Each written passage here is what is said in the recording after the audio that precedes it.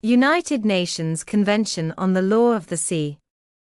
Article 240.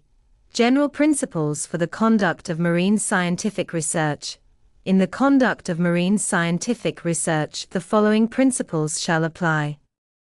A. Marine scientific research shall be conducted exclusively for peaceful purposes. B. Marine scientific research shall be conducted with appropriate scientific methods and means compatible with this convention.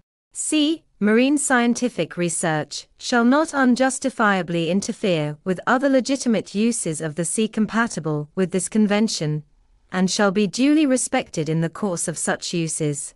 D. Marine scientific research shall be conducted in compliance with all relevant regulations adopted in conformity with this convention, including those for the protection and preservation of the marine environment.